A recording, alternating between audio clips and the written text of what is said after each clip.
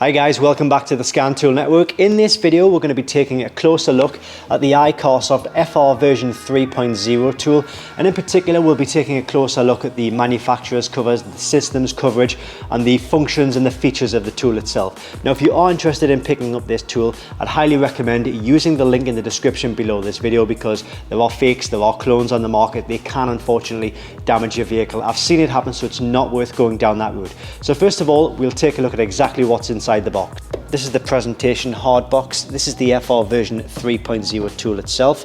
This is the user manual. It comes with a cable to connect from the vehicle to the tool itself. Comes with another cable which connects from the tool itself to the PC or laptop for the updates. And this is the soft carry pouch. So what exactly is the FR version 3.0? Well, it's a multi-vehicle, multi-system, multi-function scan tool. And what I would say is, if you are looking to buy this tool, as I said earlier, make sure you use the links in the description below this video, because there are fakes, there are clones, and they can damage your vehicle. Now it works on a large range of vehicles, which I'll get into in a moment. Sorry about the glare on the screen here. I'm trying to keep it out of the sun and in the shade. But yeah, the price of this tool right now is £195, which is probably a little bit more in US dollars. But 195 at the time of making this video, so you know, prices do fluctuate. They can go up and down depending on the market and the exchange rates and things like that, but right now it's a £195. And how is the tool powered? We do get a few questions. Is this tool, like, does it have an internal battery? It doesn't have an internal battery.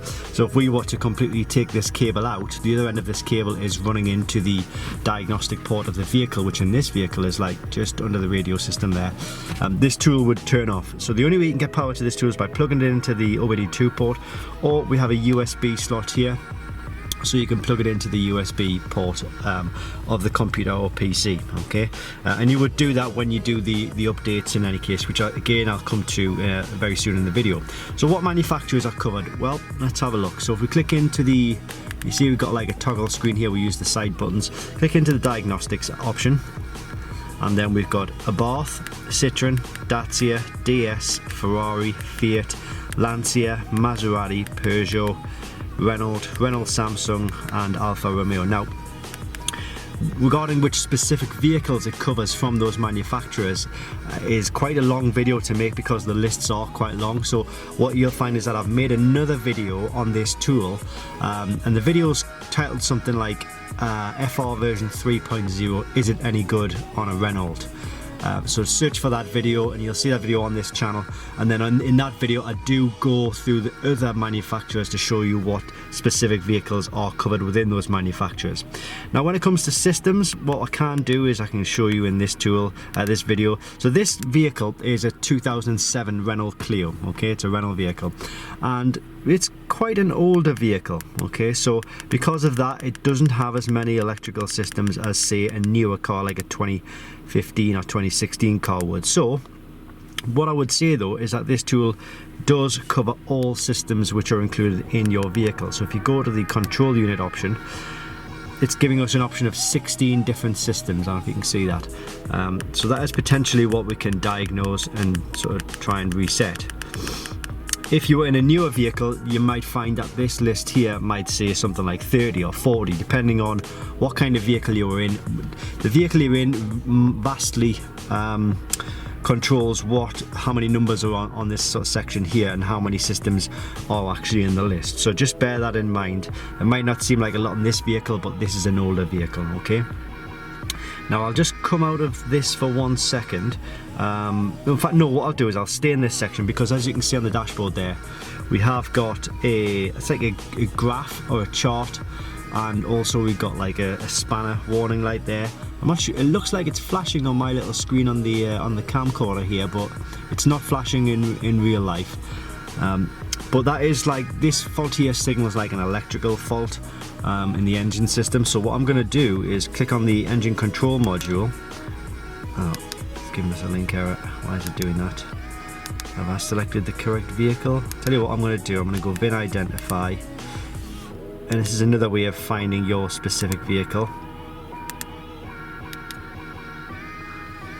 So it recognises the vehicle there. We'll go control unit, engine control unit, there we go, we're in there, and it gives us the option to read fault codes. I'm sorry if you can't see it very well, the glare is a little bit damaging here. So it's got a one of two fault codes, DF089, state active inlet manifold pressure sensor circuit, and then same fault, inlet manifold pressure sensor circuit, abnormal voltage.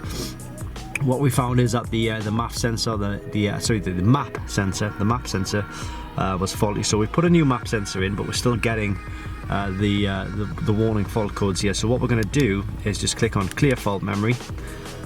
Okay, when I do this, just keep an eye on this warning light here and the spanner warning. Okay, we need to turn the engine off, keep the ignition on. Okay, erase operation done, and you can see there are no more warning lights on the system there. Okay, and we can go back in and we can just read the fault code again. I don't know why it's doing that. There we go, no fault code found. Okay, so that's good. Okay, so one thing I also wanted to show you is pressing the wrong buttons. Yeah, the special functions, or the service functions, which is one of the selling points of this tool. So if we click on the service menu and we go to service, it'll do oil reset, electronic park and brake, battery registration, electronic throttle calibration control, steering angle sensor, DPF, ABS brake bleeding, injector coding, TPMS, suspension calibration, air conditioning, headlamp adjustment, engine transmission adaptation, airbag reset, and don't worry about that last one. Just completely discount that one. But yeah, it all really, again, it depends on which vehicle you're in. This is a petrol vehicle, so in the petrol vehicle, like, the DPF function is going to be absolutely no use at all to us. So it all really depends on what vehicle you're in, will depend on which of these special functions are applicable to your vehicle. So we've already looked at what kind of information it will give you when you get a fault code. It also does live data as well, and let me just briefly show you some live data as well. So if we go into diagnostics again, just go down to Renault, let's click the latest version. I'm going to just quickly click on VIN identify, and that allows the tool to find the vehicle really quickly without having to go through a full list. We'll go back to control unit, go back to engine control module, and then we go to view data. Okay, so what we can do is, if we just select, it says there's 82 different types of live data we can possibly read. So I'm just going to click on F2 to select them all, and then F1 to view them all in a list. Okay, so this is where the tool is really, really handy if you've got like a specific problem with the values, or one system isn't really working that well. It'll basically give you a good idea of, you know, voltages and certain readings from different parts of the engine. And this is just the engine system, okay? So it'll also do like live data for different other parts of the vehicle, like the ABS sensors, the wheel speed sensors, things like that. So I'm just scrolling through here, and again, this is just a snapshot of the live data you'll get on this particular vehicle. On a different vehicle, a newer vehicle, you may find that it's very different, okay? And it's very, you get much more comprehensive lists on newer vehicles because they have more sort of bits and bobs installed to the vehicle. Yeah, I'm just having a quick look around here, see if there's anything else I could maybe show you. What is UPC?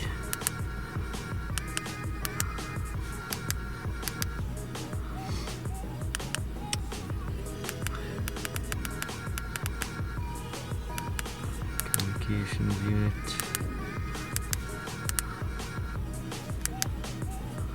So if you're seeing that there, it says not fitted. Alright, so obviously it's going to give us an error if we try to get into that system. If we click on the instrument cluster and go read fault code, it's telling us no fault codes there, but what you can do is like actuation tests. So if you look at the instrument panel warning lights, you can click F1 and it'll put them all on, so you can have a good idea if any of the warning lights are not working, okay?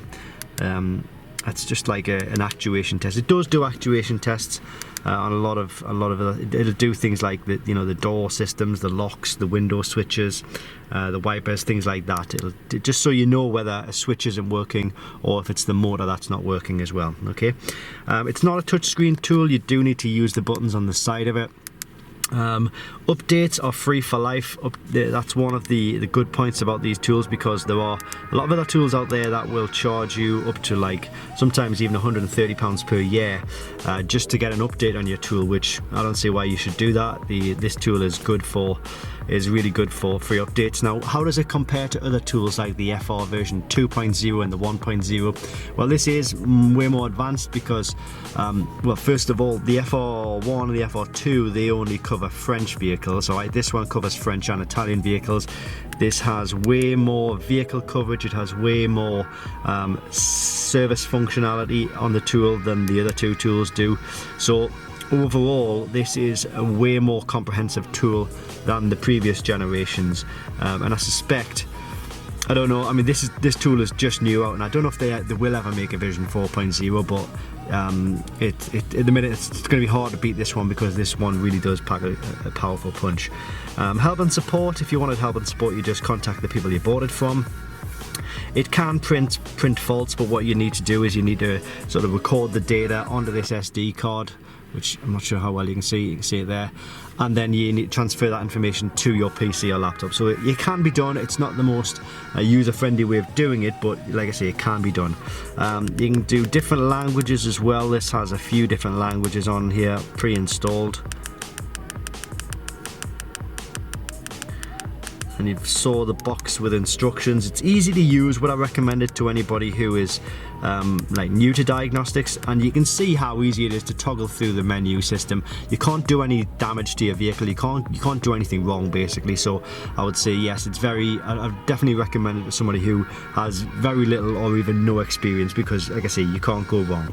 Other menu icons. This is like an OBD2 system, so this allows you to diagnose engine faults on other makes and models. So let's say you've also got a BMW or an Audi or a I don't know, a Volvo or something like that. You could diagnose engine faults by using this option here.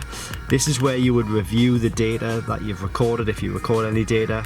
This is the voltage system, so it just reads the battery, basically, the minimums and maximums and the live data from the test. Okay. DTC lookup, so if you wanted to put in a certain fault code, then you could just put that in here, and it would give you like a description of the fault or whatever it meant. Does it double up as a tablet? Some tools, they double up as like a tablet. This one doesn't though.